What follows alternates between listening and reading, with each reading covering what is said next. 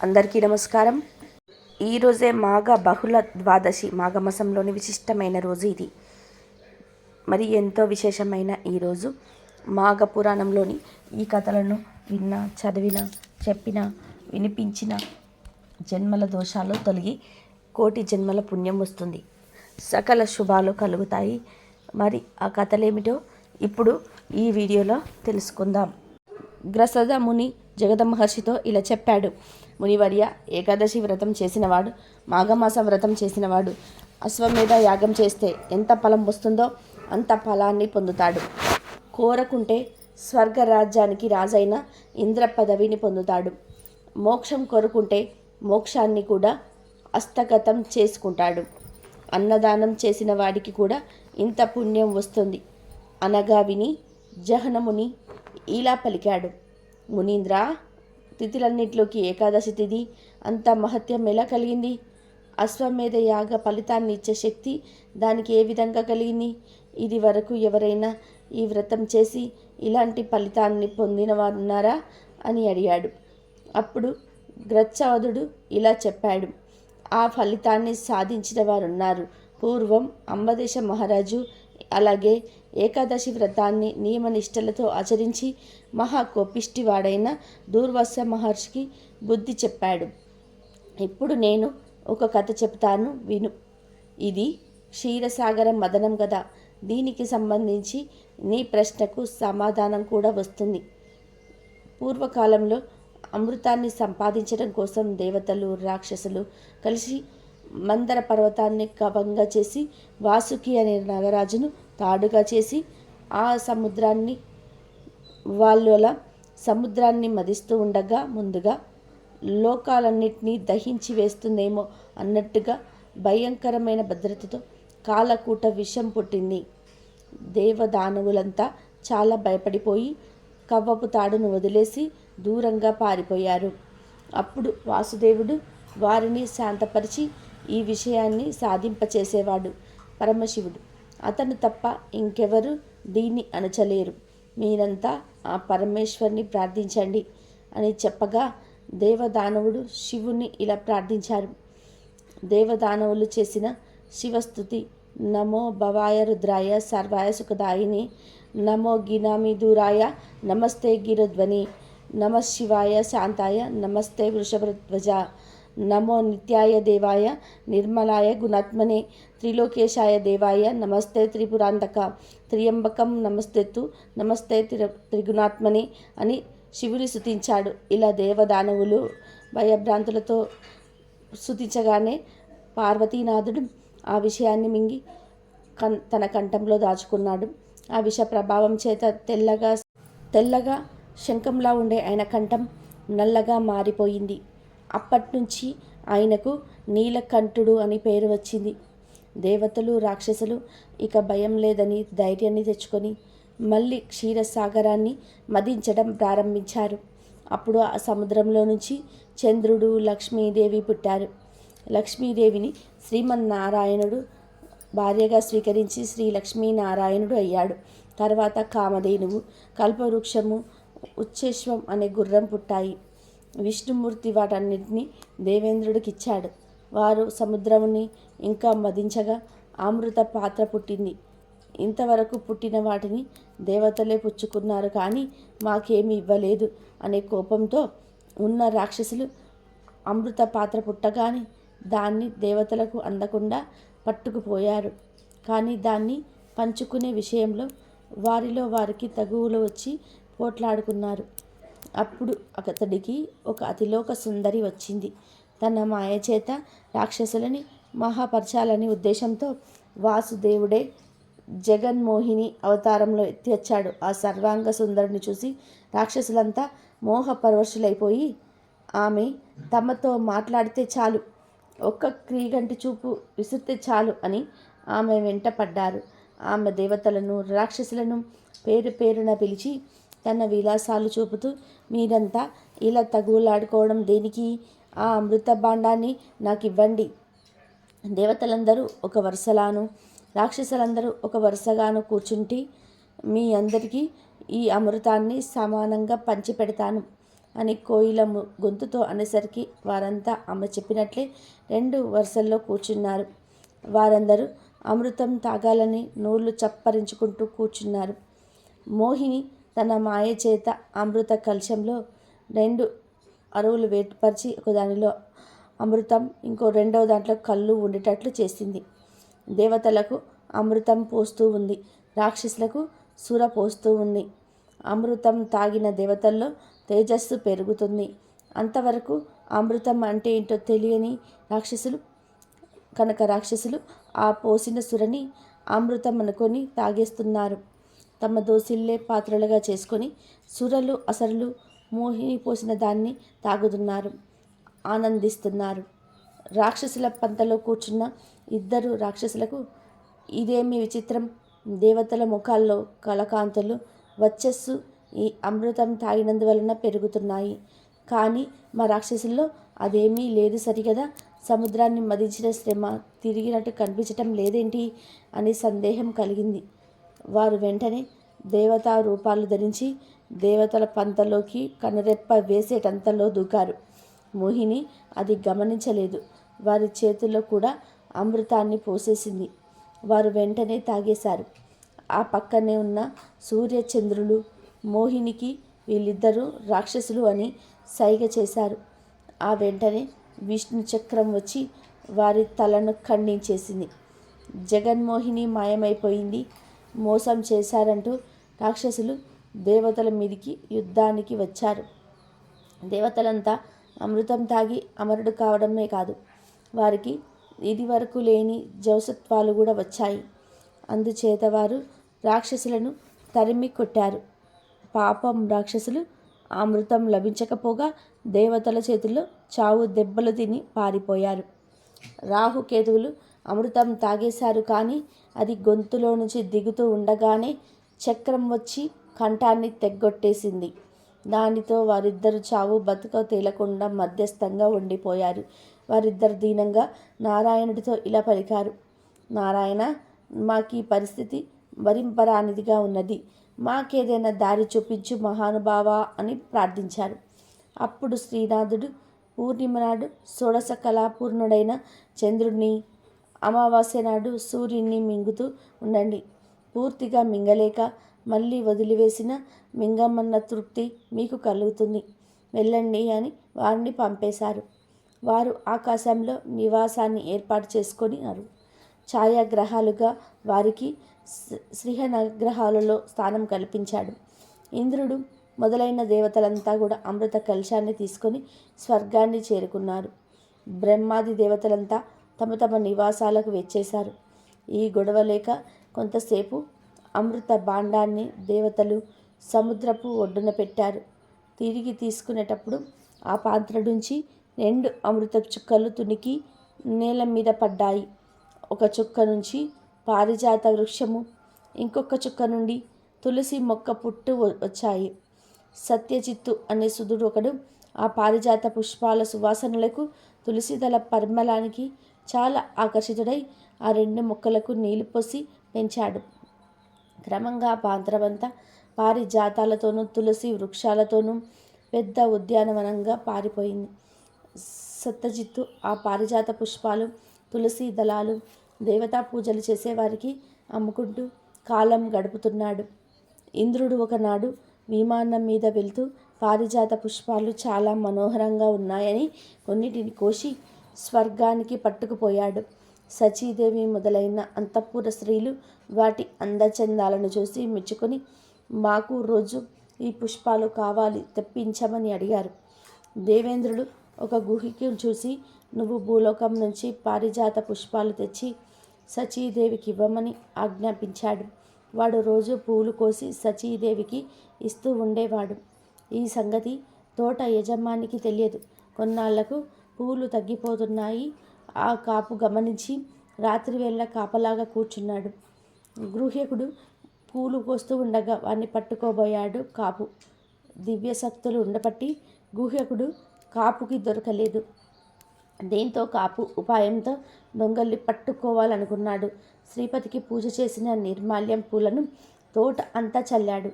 గుహ్యకుడు ఎప్పటిలాగే పూల కోసం వచ్చి శ్రీహరి పూజా నిర్మాల్యాన్ని తరడమే కాదు, తొక్కాడు కూడా. దానితో ఆ గుహుడికి దివ్యశక్తులన్నీ నశించాయి. ఆకాశ గమన శక్తి కూడా తొలగిపోయింది. సత్యజిత్తు వాణ్ణి పట్టుకుని, ఎవడు నీవు? నిన్ను ఎవరు పంపారు? నా తోటలో ప్రవేశించి పువ్వులని దొంగతనంగా కోసుకుపోతున్నావేమిటి అని గద్దించి అడిగేసరికి వాడు ఇలా పలికాడు. నేను ఇంద్రుడి సేవకుడిని. ఇంద్రుడు తెమ్మంటేనే నేను ఈ పూలు కోసుకుపోతున్నాను. కానీ ఈ రోజున బుద్ధిమంతుడైన నీకు దొరికిపోయాను అని సమాధానం చెప్పాడు. కాపువాడు అతన్ని ఏమీ అనలేక అతన్ని విడిచి ఇంటికి చేరుకున్నాడు. గుహికుడు కూడా ఉద్యానవనంలోనే ఉండిపోయాడు. గ్రసత మహర్షి జహనమునితో ఇలా అన్నాడు. పారిజాత పుష్పాల కోసం వెళ్ళిన గుహ్యకుడు ఇంకా రాలేదేమిటని దేవేంద్రుడు కొందరు దేవతలు వెంట పెట్టుకుని బయలుదేరాడు. పారిజాత కుస్మాల మీద ఉన్న ఆపేక్ష అలాంటిది మరి. దేవేంద్రుడంతటి వాడు పారిజాతపు పూలను దొంగతనం చేసి సిద్ధపడ్డాడు. దేవేంద్రుడు భూలోకానికి వచ్చి ఆ పారిజాత సువాసనలకు పరవశనుడై దేవతలు కలిసి ఆ తోటలో ప్రవేశించి పువ్వులు కోయడం మొదలుపెట్టాడు. దేవతలంతా పారిజాత వృక్షాలను దేవలోకానికి పట్టుకుపోదామన్నారు. వారందరూ ఆ ప్రయత్నంలో ఉండి శ్రీనాథుడి నిర్మాల్యం తొక్కుతున్నామని గమనించలేకపోయారు. ఆ నిర్మాల్యం తొక్కడం చేత వారి దివ్యశక్తులన్నీ నశించి వారంతా తేజో విహ్యులైపోయారు. మరునాడు పొద్దుట వేళ సత్యజిత్తు తన పూల తోటను చూడడానికి వచ్చాడు.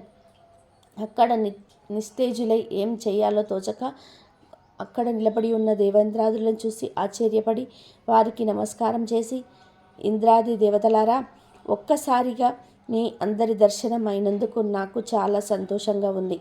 కానీ మీరందరూ ఇలా తేజస్సును పొడగొట్టుకొని విచారంగా ఉండడం చూస్తే నాకు చాలా విచారంగా ఉంది. అయ్యలారా, మీరు భూలోక నివాసులైన మానుల కంటే చాలా గొప్పవాళ్ళు. అంతటికి వారు ఈ పూల కోసం ఆశపడి ఇలా సజ్జనులు దూషించే పని ఎందుకు చేశారు?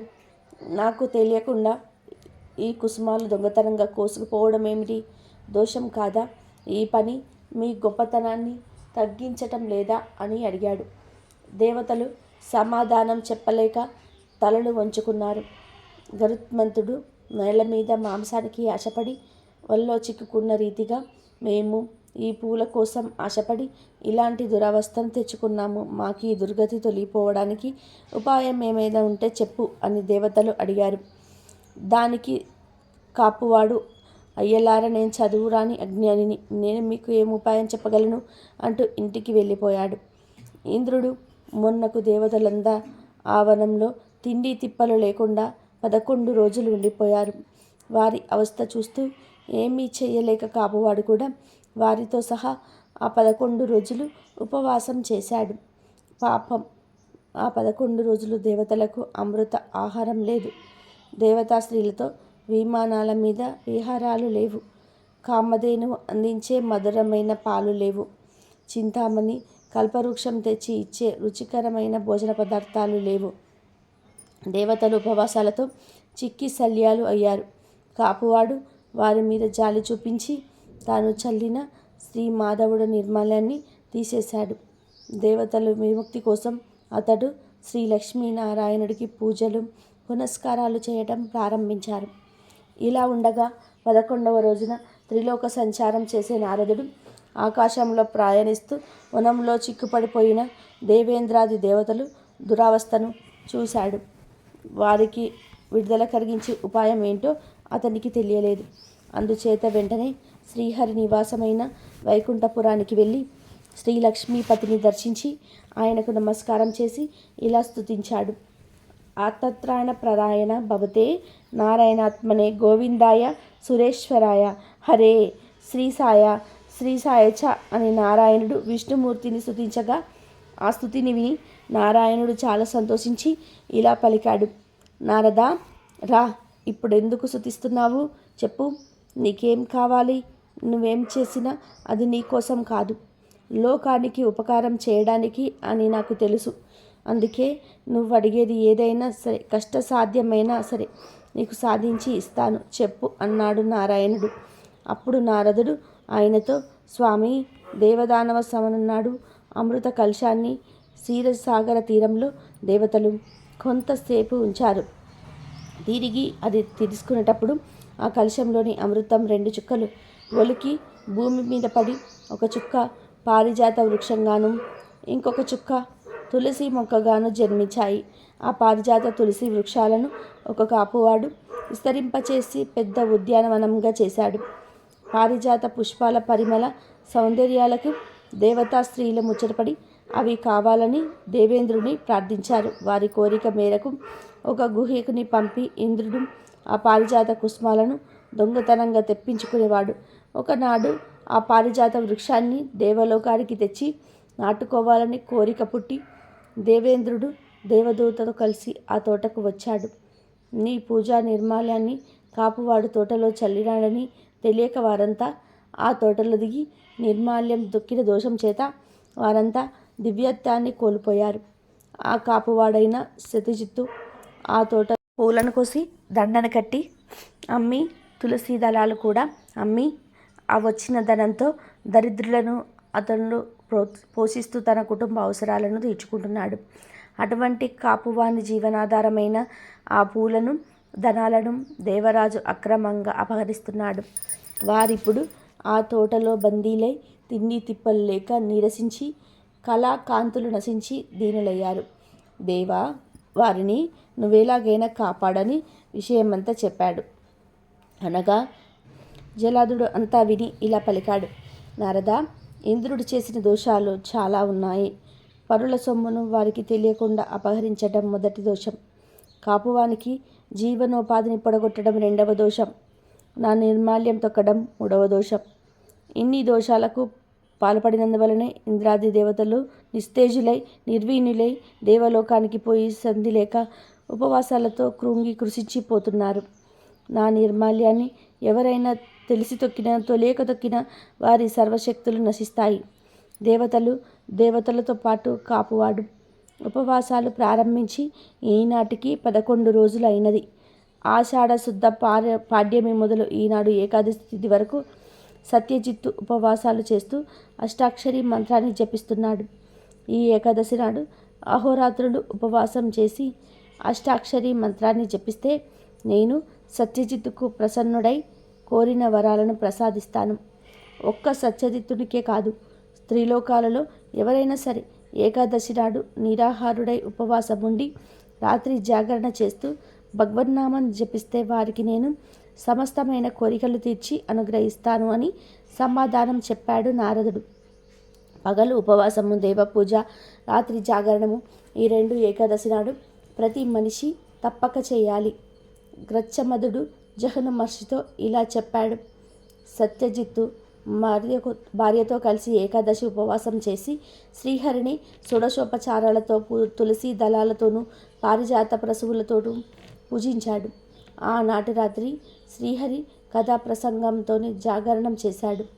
ఆ తెల్లవారుజామున శ్రీ లక్ష్మీనారాయణుడు పీతాంబరాలు ధరించి శంఖచక్రాది దివ్య ఆయుధాలతోనూ వనమాలతోనూ గుండెల మీద శ్రీ మహాలక్ష్మితోటూ సర్వాభరణాలతోనూ గరుత్మంతుడి మీద ఎక్కి వచ్చి సత్యజిత్తునకు సాక్షాత్కరించాడు. సత్యజిత్తు ఆయన్ని చూసి బ్రహ్మానందంతో సాష్టాంగ ప్రణామం చేసి ఆ దివ్యమూర్తిని చూస్తూ నిలబడిపోయాడు. అప్పుడు నారాయణుడు అతన్ని చూసి, నాయనా, నువ్వు చేసిన ఏకాదశి వ్రతానికి చాలా సంతోషించాను. నీకు కావలసిన వరం కోరుకో, ఇస్తాను అన్నాడు. అప్పుడు సత్యజిత్తు, స్వామి, దేవేంద్రాదులకు ఇదివరకులాగనే దివ్యశక్తులన్నీ కలిగించు. అంతేకాక నాకు నా భార్యకు నీ పాద సన్నిధిలో ఇంత చోటు ప్రసాదించు అని కోరగా ఆ 2 వరాలు అనుగ్రహించి వాసుదేవుడు ఇంకా ఇలా అన్నాడు. సత్యజిత్తు, ఈ ఏకాదశి తిథి పరమ పవిత్రమైనది, నాకు చాలా ప్రీతిపాత్రమైనది. అందుకే నీకు నా దర్శనాన్ని ఈ తిథి నాడే అనుగ్రహించాను. నువ్వు ఈ పారిజాత వృక్షాన్ని తీసుకెళ్ళి ఇంద్రుడికి ఇవ్వు. తులసి వృక్షం అంటే నాకు చాలా ఇష్టం కాబట్టి దాన్ని నాకు సమర్పించు. నీకు సర్వదా శుభం కలుగుతుంది అన్నాడు నారాయణుడు. అది విని సత్యజిత్తు పారిజాత వృక్షాన్ని వేళ్లతో పెలిగించి ఇంద్రుడికి ఇచ్చాడు. తులసి మొక్కను పీకి విష్ణుమూర్తికి ఇచ్చాడు. శ్రీనాథుడి దయ వల్ల సచీపతి మొదలైన దేవతలంతా తిరిగి దివ్యశక్తి సంపన్నులై శ్రీమన్నారాయణునికి నమస్కారం చేసి స్తుతించారు. శ్రీపతి అందరూ వింటూ ఉండగా సత్యజిత్తుకు ఇలా పలికాడు. భక్త, ఈ ఏకాదశి తిథులన్నిటిలో చాలా విశిష్టమైనది, నాకు చాలా ఇష్టమైనది. ఇది సర్వ ప్రాణుల పాపాలను పొడగొట్టి వారికి సుకృతాన్ని కలిగిస్తుంది. ఈ ఏకాదశి నాడు ఉపవాసం చేసి రాత్రి జాగరణ చేసి నన్ను స్మరించే భక్తులు నా సన్నిధికి చేరుతారు. జీవించి ఉన్నవాళ్ళు ఇహలోక సౌఖ్యాలను అనుభవిస్తారు. ఏకాదశి వ్రతం 1000 అశ్వమేధ యాగాల పుణ్యాన్ని ఇస్తుంది. ద్వాదశి తిథి నాడు పారణ చేస్తారు కనుక దానికి విష్ణుప్రియ అని, పానద్రాయి అని పేరు. అజ్ఞానం చేత ఏకాదశి నాడు భోజనం చేసిన వాడు మహాపాపాత్ముడవుతాడు. 15 సంవత్సరాలలో పిల్లలు, 60 సంవత్సరాలు దాటిన వృద్ధులు, గర్భిణీ స్త్రీలు, లోకగ్రస్తులు ఉపవాసం చేయలేకపోయిన భగవన్నామ సంకీర్తన చేస్తే వారికి ఏ పాపాలు అంటవు. దశమి నాడు రాత్రి పలహారం చేసి ఏకాదశి నాడు ఉపవాసం చేసి ద్వాదశి నాడు ద్వాదశ తిథి ఉండగా పారణ చేసిన నియమమంతుడు నా లోకానికి చేరి అక్కడ శాశ్వత స్థానాన్ని సంపాదించుకుంటాడు. ఈ ఏకాదశి వ్రతం వల్ల చేసిన వాడే ధరించడమే కాదు, తండ్రి వైపు 7 తరాల వారిని, తల్లి వైపు 7 తరాల వారిని కూడా ధరింపచేస్తాడు. అందుచేత ప్రతి వ్యక్తి కూడా ఏకాదశి వ్రతాన్ని తప్పకుండా ఆచరించాలి. బ్రాహ్మణ, క్షత్రియ, వైశ్య, శూద్రులు అనే 4 వర్ణాల వారు, బ్రహ్మచారులు, గృహస్థులు, వానప్రస్థులు, సన్యాసులు, స్త్రీలందరూ ఈ వ్రతం చేయడానికి అర్హులే. సంవత్సరంలోని 12 మాసాల్లోనూ 24 ఏకాదశులు వస్తాయి. అన్ని ఏకాదశులు పవిత్రమైనవే. ఏ ఏకాదశి విడిచిపెట్టకుండా ఉపవాసం చేసిన వారికి కలిగే పుణ్యం ఎంతో ఎవరు లెక్కింప చెప్పలేరు. అన్ని ఏకాదశుల్లోనూ మాఘశుద్ధ ఏకాదశి చాలా విశిష్టమైనది. దీనిని ప్రతి సంవత్సరం మర్చిపోకుండా ఆచరించాలి అని చెప్పి నారాయణుడు ఇంద్రాది దేవతల్లో చూసి, దేవతలారా, మీరు ఈ పారిజాత వృక్షాన్ని దేవలోకానికి తీసుకుపోయి నందనవనంలో నాటుకోండి అని చెప్పగా దేవేంద్రాదులు పారిజాత వృక్షంతోనే స్వర్గలోకానికి బయలుదేరారు. వారంతా వెళ్ళిన తర్వాత తులసి శ్రీపతితో ఇలా పలికింది. ఓ పుండరీకాక్ష, నీ పాద పద్మాలయందు భక్తితో ఉన్న నన్ను దయతో చూడు. నీ పాదాలు తప్ప నాకు అన్యదా శరణం నాస్తి అనగా విని శ్రీనాథుడు ఇలా పలికాడు. తులసి, నువ్వు నాకు చాలా ప్రియమైన దానవు. నా దగ్గరకు రా. నిన్ను నా హృదయం మీద మాలిక రూపంలో ఎప్పుడూ ధరిస్తాను. నువ్వు పవిత్రురాలవు, అంతేకాదు అన్నిటినీ పవిత్రం చేస్తావు. తులసి, నిన్ను చూసిన వారు వారణాసిలో గంగా స్నానం చేసిన ఫలితాన్ని పొందుతారు. నీ దళాలతో నన్ను పూజించిన వారికి కైవల్యమే తప్ప పునర్జన్మ ఉండదు.